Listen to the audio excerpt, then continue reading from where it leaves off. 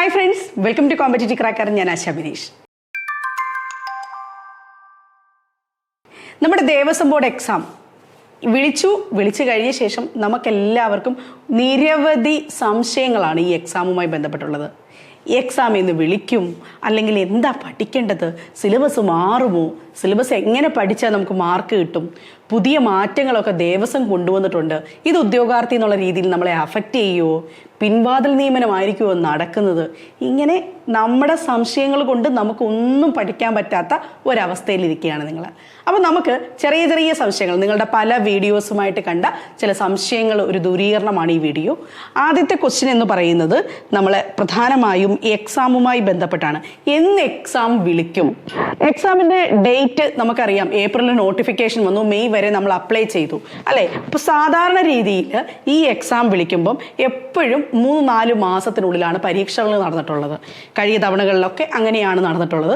അങ്ങനെയാണെങ്കിൽ നമുക്ക് മെയ്യിൽ ലാസ്റ്റ് എടുത്തു കഴിഞ്ഞ് കഴിഞ്ഞാൽ ജൂൺ, ജൂലൈ, ഓഗസ്റ്റ്, ഒരു ഓഗസ്റ്റ് മാസത്തിൽ നമുക്ക് എക്സ്പെക്റ്റ് ചെയ്യാൻ സാധിക്കും ഈ പറയുന്ന എക്സാം. അപ്പം അതിനൊരു ഏകദേശ ഐഡിയ ആണ് ഞാൻ പറയുന്നത്. ഓഗസ്റ്റിൽ എക്സാം ഉണ്ടാവും എന്ന് വിചാരിച്ച് തന്നെ നിങ്ങൾ പഠിക്കുക. പിന്നെ നമുക്ക് ഒരു കാര്യം അറിയാം, നേരത്തെ ഇതിന് ക്വാളിഫിക്കേഷൻ എന്ന് പറഞ്ഞ് ഇതിന് തൊട്ട് മുമ്പിൽ നടന്ന ഒരൊറ്റ എക്സാം ബാക്കിൽ പറയുമ്പോൾ 10ാം ക്ലാസ് യോഗ്യതയായിരുന്നു. അത് കഴിഞ്ഞ് മിനിമം യോഗ്യത എപ്പോൾ എന്തിലേക്ക് മാറ്റിയിട്ടുണ്ട്?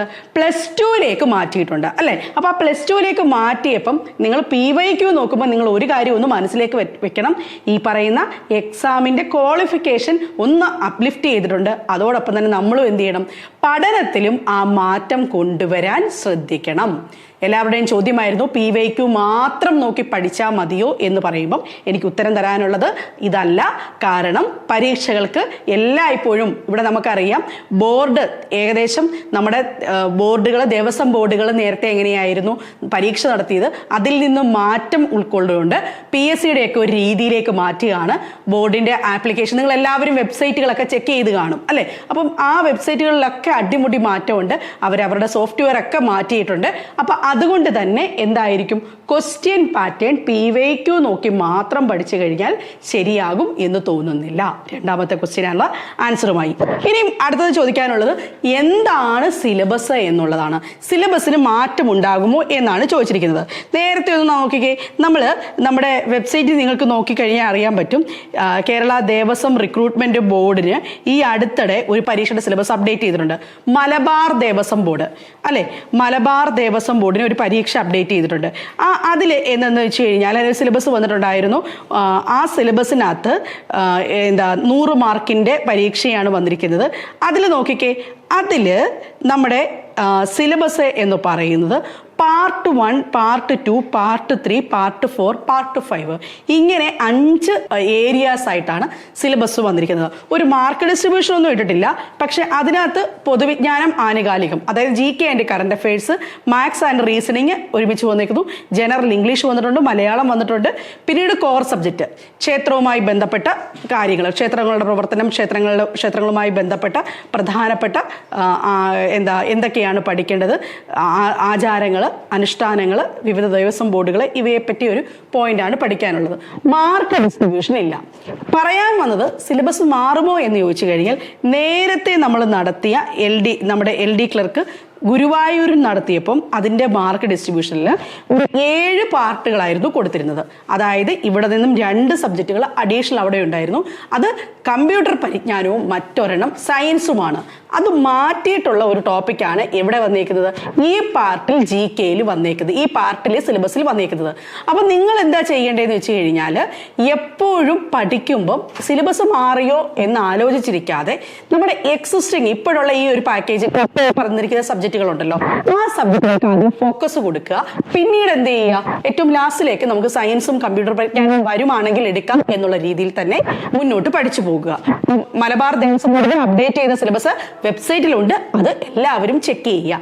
പിന്നെ ഒരു കാര്യം ഏറ്റവും ഇമ്പോർട്ടൻ്റ് ആണ്, നമ്മുടെ ഹൈന്ദവ സംസ്കാരവുമായി ബന്ധപ്പെട്ട ചോദ്യങ്ങളൊക്കെ എപ്പോഴും വായിച്ച് നന്നായിട്ട് പഠിക്കുക, ഡീറ്റെയിൽഡ് ആയിട്ട് പോകുക. 1 വേർഡ് ക്വസ്റ്റ്യൻസ് മാത്രം നോക്കി പോകാതിരിക്കുക. ഓക്കെ.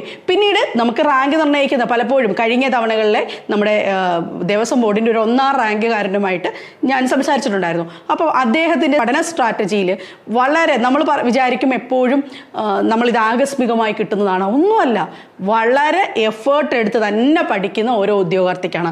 ബാക്കിയുള്ള സബ്ജക്റ്റുകൾ ഇപ്പം പുതിയ ടോപ്പിക് എന്ന് പറയുന്നത് നിങ്ങൾക്ക് ഈ പറയുന്ന ദേവസ്വം ബോർഡിൻ്റെ ടോപ്പിക്ക് മാത്രമാണ്. ബാക്കിയുള്ള എല്ലാ ടോപ്പിക്ക് കോർ ഏരിയാസിലുള്ള ആനുകാലികം, അതോടൊപ്പം തന്നെ മാത്സ്, റീസണിങ്, ഇംഗ്ലീഷ് ഇവയൊക്കെ നിങ്ങൾ നന്നായിട്ട് പഠിക്കണം. അതല്ലാതെ ദേവസ്വം ബോർഡിൻ്റെ കോർ ഏരിയയിലുള്ള ആചാരങ്ങൾ മാത്രം ആയിരിക്കരുത് ഫോക്കസ് ചെയ്യുന്നത്. അതിന് പ്രാധാന്യം കൊടുക്കണം, പക്ഷേ ഫുൾ ഫോക്കസ് അവിടെ മാത്രം ആയിരിക്കരുത്. ഇനി അടുത്തൊരു ചോദ്യം എന്ന് വെച്ച് കഴിഞ്ഞാൽ എല്ലാവരും ചോദിക്കുന്നത് സ്പെഷ്യൽ ടോപ്പിക്ക് പഠിക്കാൻ വേണ്ടി എന്തൊക്കെ ബുക്കുകൾ ഉപയോഗിക്കാം? ഇത് എല്ലാവരുടെയും ഒരു ചോദ്യമാണ്. സ്പെഷ്യൽ ടോപ്പിക് എവിടെ നിന്ന് കിട്ടും, എങ്ങനെയൊക്കെയാണ്? ഒരുപാട് പ്രസിദ്ധീകരണങ്ങൾ ഇപ്പോൾ അവൈലബിൾ ആണ്. ചെറിയ ചെറിയ റാങ്ക് ഫയലുകളാണ് എല്ലാം അവൈലബിൾ ആയിട്ടുള്ളത്. അതിലെല്ലാം 1 വേർഡ് ആൻസേഴ്സ് ആണ് മിക്കതും പോകുന്നത്. അപ്പം ടോപ്പിക്ക് പഠിക്കുമ്പം നമുക്ക് ഇനിയും പുതിയ പാറ്റേൺ അനുസരിച്ച് പ്രസ്താവനാ ചോദ്യങ്ങളിലെ മാത്രമാണ് നമ്മളൊന്ന് പേടിക്കേണ്ടതുള്ളൂ. അപ്പോൾ കോർ ഏരിയ പഠിക്കുമ്പോൾ കൃത്യമായ അറിവുള്ളവരിൽ നിന്ന് തന്നെ പഠിക്കുക. 1 വേർഡ് മാത്രമാക്കിയിട്ട് ഫോക്കസ് ചെയ്യേണ്ട. എങ്ങാനും പാറ്റേൺ മാറിക്കഴിഞ്ഞു കഴിഞ്ഞാൽ നമുക്ക് കുറച്ച് ബുദ്ധിമുട്ടാകും. അപ്പോൾ നിങ്ങൾ ഏതെങ്കിലും റാങ്ക് ഫയലൊക്കെ നോക്കുകയാണെങ്കിലും നിങ്ങൾ എന്ത് ചെയ്യണം, ഡീറ്റെയിൽഡ് ആയിട്ട് നോട്ട് എഴുതുന്നത് ഒന്ന് ശ്രദ്ധിക്കണം. എങ്കിൽ മാത്രമായിരിക്കും ക്വസ്റ്റ്യൻസ് ഇച്ചിരി അല്പം പ്രയാസകരമായാൽ നിങ്ങൾക്ക് ആൻസർ ചെയ്യാൻ സാധിക്കുകയുള്ളൂ. സ്റ്റഡി മെറ്റീരിയൽ ഒരുപാട് അവൈലബിൾ ആണ്. ഞാൻ ഒന്നിൻ്റെ പേര് പ്രത്യേകം പറയുന്നില്ല, ഒരുപാട് അവൈലബിൾ ആണ്. അതിനെ മാത്രം ആശ്രയിക്കണം എന്ന് നിങ്ങൾ ഉചിതമായ തീരുമാനം എടുക്കുക. ദെൻ ചോദ്യങ്ങൾ, പിൻവാതിൽ നിയമനങ്ങൾ ഇതിൽ എത്രമാത്രം നടക്കുന്നുണ്ടോ, ഇനിയും പിൻവാതിൽ നിയമനങ്ങളായിരിക്കുമോ എന്നുള്ളതാണ് ചോദിക്കുന്നത്. ഈ റാങ്ക് ലിസ്റ്റിൽ ഞാൻ പറഞ്ഞു, നമ്മൾ പലപ്പോഴും ഒരു പരീക്ഷയെ സമീപിക്കുമ്പോൾ നമ്മളുടെ ഒരു പേഴ്സ്പെക്റ്റീവ് വളരെ ഇമ്പോർട്ടൻ്റ് ആണ്. ആ പേഴ്സ്പെക്റ്റീവ് നമ്മൾ കറക്റ്റ് ചെയ്യുക എന്നുള്ളതാണ്. ഞാൻ കഴിഞ്ഞ തവണ 1ാം റാങ്കുകാരൻ പേര് തന്നെ പറയാൻ കാരണം എന്ന് വെച്ച് കഴിഞ്ഞാൽ അദ്ദേഹം ഇപ്പോൾ പ്രൊബേഷൻ പീരീഡിലാണ്. മലബാർ ദേവസ്വം ബോർഡിൻ്റെ ഓഫീസിലാണ് വർക്ക് ചെയ്യുന്നത്. അപ്പോൾ അദ്ദേഹത്തിൻ്റെ ഒരു പഠനം എനിക്ക് പേഴ്സണലി അറിയാവുന്നതാണ്. ജോലി ഉണ്ടായിരുന്നു. ജോലി അത് കഴിഞ്ഞ ശേഷം അതിനോടൊപ്പം തന്നെ അദ്ദേഹം രാത്രിയും പകലും ഇരുന്ന് അത്ര ഹാർഡ് വർക്ക് ചെയ്ത് കിട്ടിയ ഒരു ജോലിയാണിത്. വളരെ കഷ്ടപ്പെട്ട് നന്നായി പഠിച്ചിട്ടുണ്ട്. എൻ്റെ കയ്യിൽ അദ്ദേഹത്തിന് റാങ്ക് ഫയലുണ്ട്. കഴിഞ്ഞ കണ്ടു കഴിഞ്ഞപ്പോൾ ഞങ്ങൾ ഇതിൻ്റെ റാങ്ക് ഫയൽ എടുത്തിട്ടുണ്ടായിരുന്നു. അതിൽ വരച്ചേക്കുന്ന ഒരു ആൺകുട്ടി, ഒരു ഇത്രയും വയസ്സിനുള്ള ഒരു 35 വയസ്സ് കഴിഞ്ഞ ഒരാൾ ഇത്രയും കാര്യമായിട്ട് ഒരു റാങ്ക് ഫയലിൽ എഴുതി പഠിക്കണം എന്നുണ്ടെങ്കിൽ അത് കണ്ടു കഴിഞ്ഞാൽ നമുക്ക് മനസ്സിലാവും ഇദ്ദേഹം 1ാം റാങ്ക് നേടുമെന്നുള്ളത്. അപ്പോൾ എഫേർട്ടുകൾ എടുത്തിട്ടുള്ള ആൾക്കാർ തന്നെ ഈ ലിസ്റ്റിൽ വന്നിട്ടുണ്ട്. തീർച്ചയായിട്ടും നിങ്ങൾ ഇപ്പോൾ ഫോക്കസ് ചെയ്യേണ്ടത് അടിമുടി മാറ്റം കൊണ്ടാണ് ദേവസ്വം ബോർഡ് വരുന്നത്. തീർച്ചയായിട്ടും ഒരുപാട് പരാതികളൊക്കെ കേട്ടതിന് ശേഷമാണ് ദേവസ്വം ബോർഡ് വലിയ തീരുമാനങ്ങളിലേക്ക് എടുക്കുന്നത്. ഇത് ഉദ്യോഗാർത്ഥി എന്നുള്ള രീതിയിൽ നിങ്ങൾക്ക് തീർച്ചയായിട്ടും പ്രയോജനകരമായ ഒരു മാറ്റമാണെന്ന് മനസ്സിലാക്കുക. എഫേർട്ട് ഇടുക, പഠിക്കുക, കൺസിസ്റ്റൻ്റ് ആകുക, ആത്മവിശ്വാസത്തോടെ സബ്ജക്റ്റുകൾ അറിഞ്ഞ് പഠിക്കുക. ടീം CC നിങ്ങളോടൊപ്പം ഉണ്ടാകും. ഞങ്ങളുടെ ക്ലാസ്സുകളിൽ നമ്മുടെ LD ക്ലാസ്സുകൾക്ക് വേണ്ടി നമ്മുടെ ദേവസ്വം ബോർഡിൻ്റെ എക്സ്ക്ലൂസീവ് സബ്ജക്റ്റ് എക്സ്പേർട്സ്, ഓരോ സബ്ജക്റ്റിലും എക്സ്പേർട്സ് തന്നെയാണ് ക്ലാസ്സുകളിലേക്ക് എത്തുന്നത്. അപ്പം സബ്ജക്റ്റ് എക്സ്പേർട്സ് ഞങ്ങളോടൊപ്പം ഉണ്ടാകും. ഓരോ സബ്ജക്റ്റിനും കൊടുക്കുന്ന പ്രാധാന്യത്തോടുകൂടി അവർ നിങ്ങളെ പഠിപ്പിച്ചു തരും. മൊബൈൽ ആപ്ലിക്കേഷനിലാണ്. നിങ്ങൾക്ക് ഏത് സമയത്തും ഇഷ്ടമുള്ള സമയത്ത് ക്ലാസ്സുകൾ കാണാൻ പറ്റും. അപ്പോൾ വെറും ഒരു റാങ്ക് ഫെയിലിൽ മാത്രം ഒതുങ്ങി നിന്ന് കഴിഞ്ഞാൽ നിങ്ങൾക്കിത് എക്സാം ക്ലിയർ ചെയ്യാൻ സാധിക്കില്ല. ഒരുപാട് മോഡൽ എക്സാംസ് എഴുതണം, റാങ്ക് എവിടെയാണ് നിൽക്കുന്നതെന്ന് മനസ്സിലാക്കണം, എല്ലാ വിഷയങ്ങൾക്കും പ്രാധാന്യം കൊടുക്കണം.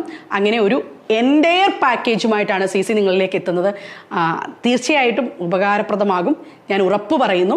അപ്പോൾ പുതിയ വീഡിയോസുമായിട്ട് കാണാം. ഇനിയും സംശയങ്ങളുണ്ടെങ്കിൽ തീർച്ചയായിട്ടും സംശയങ്ങൾ താഴെ കമൻറ്റ് ചെയ്യുക, നിങ്ങളുടെ അഭിപ്രായങ്ങൾ രേഖപ്പെടുത്തുക, വിയോജിപ്പുകളുണ്ടെങ്കിൽ അതിൽ രേഖപ്പെടുത്തുക. അപ്പം അടിപൊളിയായിട്ട് പഠനം മുന്നോട്ട് പോട്ടെ. Thank you so much.